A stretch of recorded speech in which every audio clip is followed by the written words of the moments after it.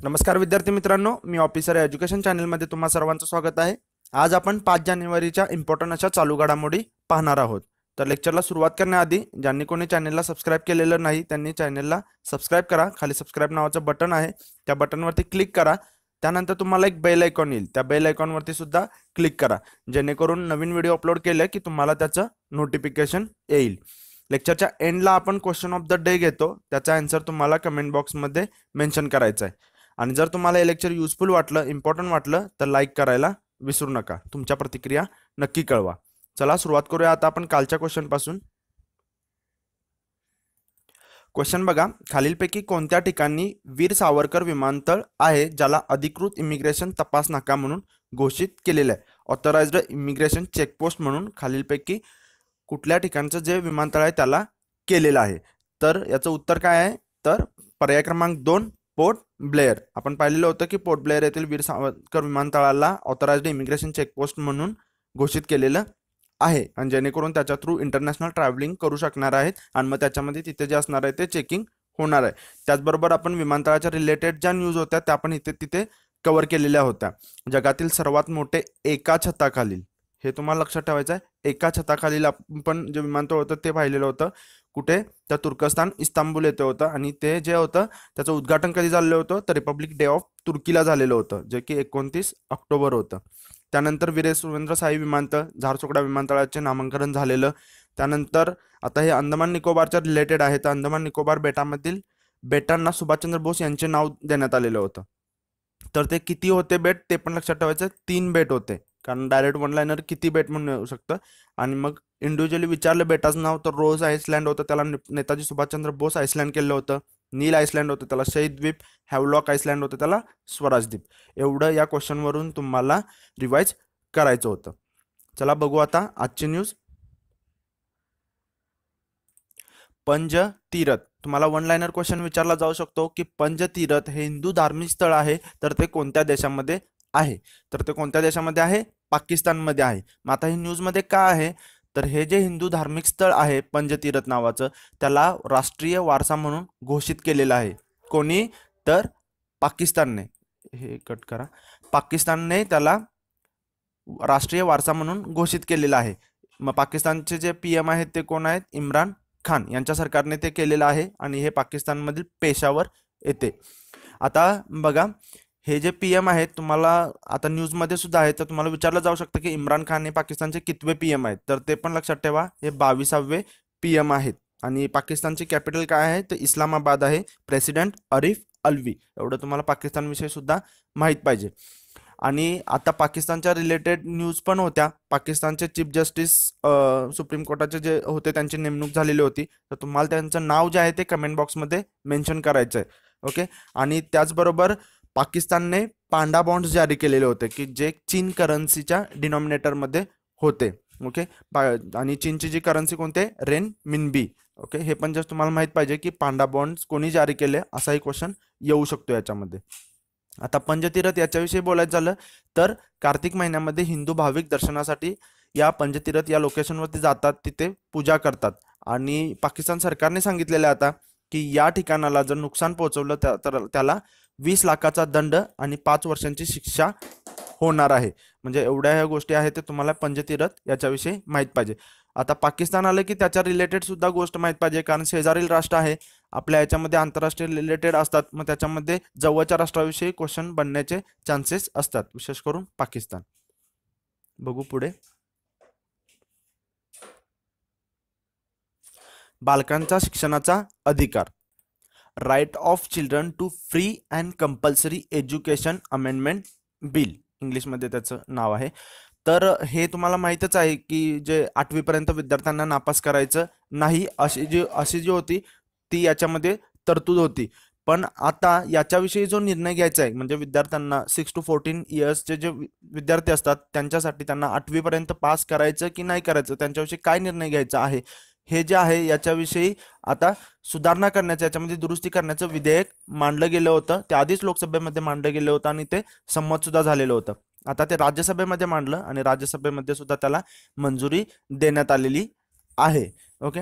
आणि मग त्यानुसार आता याच्याविषयी कोण निर्णय घेणार की कायद्याच्या सध्याच्या तरतुदीनुसार काय होतं तर 8वी पर्यंत नापास करता येत नव्हतं, पण आता याच्याविषयी जो निर्णय आहे तो कोण घेणार आहे तर राज्य सरकार घेणार आहेत. म्हणजेच तुम्हाला वन लाइनर क्वेश्चन बनू शकतो की बालकांच्या शिक्षणाचा अधिकार याच्यानुसार विधेयक 2018 जे मंजूर झालेलं आहे त्याच्यानुसार विद्यार्थ्यांना इयत्ता 8वी वर्गापर्यंत नापास करता येईल किंवा नाही याच्याविषयीचा निर्णय कोणाला देण्यात आलेला आहे. मग हा जो निर्णय आहे तो कोण घेणार आहे तर राज्य सरकार. तुम्हाला पर्यायामध्ये असू शकतं केंद्र सरकार, राज्य सरकार किंवा दोन्ही अशा काइंड ऑफ येऊ शकतो.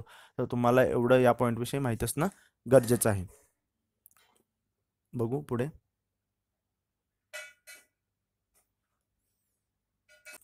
राष्ट्रीय उद्योजकता पुरस्कारांचे वाटप, नॅशनल एंटरप्रेन्योरशिप अवॉर्ड. तर बघा हा जो आहे तुम्हाला असं आलं तर लक्षात ठेवायचं आहे ठिकाण कोणतं आहे, आवृत्ती कोणतं आहे, कोण देतं, कशासाठी देतं, ओके, किती श्रेणीमध्ये दिलेलं आहे हे असं तुम्हाला लक्षात, आणि त्याचं स्टार्ट कधी आहे. तर बघा याचं ठिकाण कोणतं, नवी दिल्लीला 4 जानेवारी 2019 रोजी ह्याचं वाटप झालेलं आहे. याची आवृत्ती आहे ती 3री आवृत्ती आहे. याची सुरुवात जी आहे ती 2016 साली झालेली आहे. कुणातर्फे हे केलं जातं तर केंद्रीय कौशल्य विकास व उद्योजकता मंत्रालयाकडून दिलं जातं. मग हा जो पुरस्कार आहे हा औद्योगिक क्षेत्रामधील 43 श्रेणींमध्ये दिला जातो. कसाही मल्टीलाइनर क्वेश्चन आला तर याच्यामध्ये कव्हर होऊ शकतो. आणि हा जो पुरस्कार आहे तो देशात उद्योजकतेचे वातावरण तयार करण्यास उल्लेखनीय कार्य करणाऱ्या देशातल्या प्रथम पिढीच्या तरुण उद्योजकांना, तुम्हाला लक्षात काय ठेवायचं, प्रथम पिढीच्या तरुण उद्योजकांना म्हणजेच काय फर्स्ट जनरेशन जे असणार आहे म्हणजे पहिल्यांदा जे उद्योग स्टार्ट करणारा आहेत त्यांच्यासाठी आणि निर्मात्यांना हा पुरस्कार दिला जाणार आहे, जो की 43 कॅटेगरीज मध्ये आहे. आणि या देशभरामध्ये उद्योजकतेला प्रोत्साहन देण्यासाठी केंद्रीय कौशल्य विकास उद्योजकता मंत्रालयाने 2016 साली याची सुरुवात केलेली होती. 15 परिभाषित श्रेणींमध्ये विजेत्यांना 5 लाख रुपये आणि 10 लाख रुपये संघटना असं रोख बक्षीस आणि प्रमाणपत्र याच्यामध्ये दिलं जातं. तुम्हाला लक्षात काय ठेवायचं आहे, कुठे झाला, आवृत्ती कितवी आहे, मंत्रालय कोणतं आहे, परत प्रथम पिढीच्या तरुण उद्योजकांना दिला जातो, कॅटेगरी किती आहेत आणि सुरुवात कधी झाली, एवढं तुम्हाला या पॉईंट विषयी माहिती असणं गरजेचं आहे. बघू पुढे. ऋषभ पंत. ऋषभ पंतने वेगवेगळे रेकॉर्ड आता इथे केलेले आहेत. तर बघा ऑस्ट्रेलियाच्या भूमीत ऑस्ट्रेलिया विरुद्ध शतक ठोकणारा ऋषभ पंत हा पहिला भारतीय यष्टिरक्षक ठरलेला आहे. ओके, हा एक विक्रम त्याच्या नावावरती आहे. परत ऑस्ट्रेलियाच्या भूमीवर शतक ठोकणारा हा दुसरा सर्वाधिक तरुण ठरलेला आहे भारतीय. तर आता सध्या त्याचं वय 21 आहे. तर यापूर्वी सचिन तेंडुलकरने 18व्या वर्षी शतक केलेलं होतं. ओके, म्हणजे हा एक रेकॉर्ड झालेला आहे, हा एक रेकॉर्ड आहे त्याच्या नावावरती. आणि ऋषभ पंतने महेंद्रसिंग धोनीचा 12 वर्ष जुना सुद्धा विक्रम मोडलेला आहे, जो की भारताबाहेर सर्वाधिक धावा करणारा यष्टिरक्षक. याआधी 2006 साली फैसलाबाद येथे पाकिस्तान विरुद्ध 148 धावांची खेळी केलेली होती धोनीने. तर आता ऋषभ पंतने ते सुद्धा रेकॉर्ड तोडलेलं आहे. ओके, एवढं तुम्हाला ऋषभ पंत विषयी माहित पाहिजे कारण वेगवेगळे रेकॉर्ड तोडलेले आहेत त्यांनी. आणि आता इथे क्रिकेट आलेलं आहे तर क्रिकेटच्या रिलेटेड तुम्हाला इतर गोष्टी सुद्धा माहित असणं गरजेचं आहे, ज्या आपण पाहिल्या त्या न्यूजची इथं रिव्हिजन केली पाहिजे. आपण पाहिलेलं होतं की कोहलीचं 25व शतक जे होतं, 25वं शतक होतं, त्याचा एक विक्रम झालेला होता की कमीत कमी डावामध्ये 25 शतक पूर्ण करण्याचा.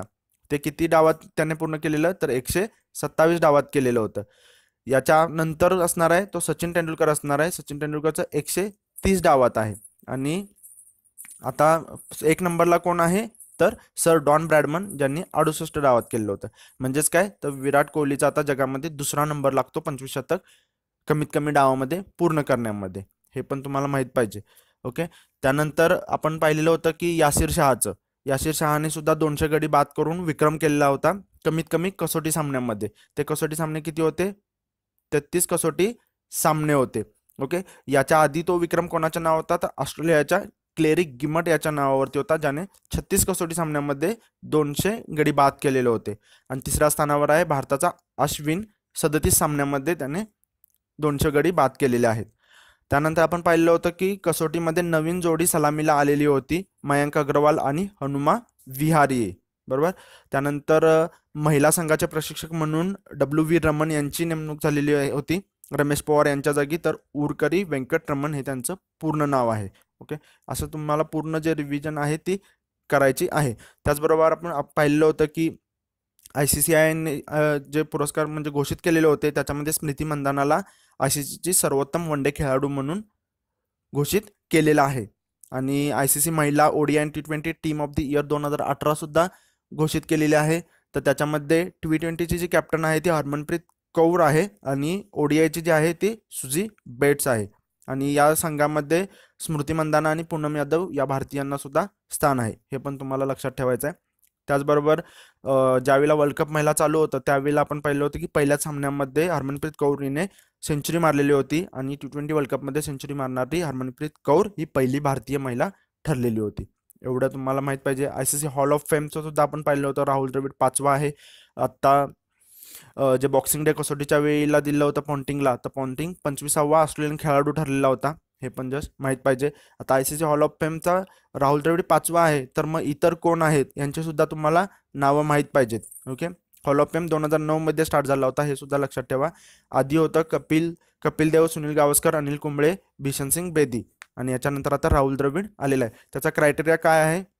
कारण हॉल ऑफ फेममध्ये अजून सचिन तेंडुलकर इन्क्लूड नाही आहे. मग तुम्हाला ते लक्षात ठेवायचं का? तर कमीत कमी 5 वर्ष रिटायरमेंटला झालेली पाहिजे असतात त्याच्यासाठी. ओके. एवढं तुम्हाला जस्ट क्रिकेटच्या रिलेटेड आलेलं आहे, तर इथे रिव्हिजन अशा पद्धतीने झाली पाहिजे. बघू पुढची न्यूज. चांग-ई 4 अंतराळ यान. बघा, चीनने चंद्राच्या बाहेरच्या भागावर जो पृथ्वीवरून दिसत नाही त्यावर इतिहासात पहिल्यांदाच अंतराळयान उतरवले आहे. त्याचं नाव काय आहे? चांग-ई 4. तुम्हाला या न्यूजमधून फक्त लक्षात ठेवायचं की चांग-ई 4 जे आहे ते कोणत्या देशाने केलेलं आहे आणि कुठे त्यांनी लँड केलेलं आहे. तर हे चीनने केलेलं आहे आणि जो पृथ्वीपासून दिसू शकत नाही त्या भागामध्ये केलेला आहे. ॲक्च्युली असं आहे की तो भाग जो दिसत नाही तिथे एलियन असण्याचा संभव आहे, असं एक निर्देश होता. मग त्याच्यामुळे मग तिथे आता हे करण्यासाठी आता सुद्धा तिथे काही अंतराळवीर गेलेले नाही, तर हे जे आहे ते रोबोट काइंड ऑफच त्यांनी तिथे लँड केलेलं आहे. 3 जानेवारी रोजी सकाळी 10:46 या यानाने चंद्राच्या पृष्ठभागावर स्पर्श केलेला आहे. ओके. हे जस्ट तुम्हाला एवढं या पॉईंटविषयी माहीत असणं गरजेचं आहे. त्याचं नाव तुम्हाला लक्षात ठेवायचं आहे आणि ते कुठे लँड केलेलं आहे एवढं जस्ट याच्याविषयी माहीत असणं गरजेचं आहे. बघू पुढे. Question of the day. खालीलपैकी कोणत्या देशातील सरकारने प्राचीन हिंदू धर्मस्थळ पंजतीर्थला राष्ट्रीय वारसा म्हणून घोषित केले आहे? आशा करतो तुम्ही याचा आन्सर जे आहे ते कमेंट बॉक्समध्ये मेन्शन कराल आणि तुम्हाला हे लेक्चर युजफुल वाटलं असेल, इम्पॉर्टंट वाटलं असेल. मित्रांनो, जर तुम्हाला हे लेक्चर युजफुल वाटलं तर तुमच्या मित्रमैत्रिणींच्या व्हॉट्सॲप, टेलिग्राम ग्रुपवरती हे लेक्चर तुम्ही शेअर करा. भेटू पुढच्या लेक्चरमध्ये. तोपर्यंत धन्यवाद.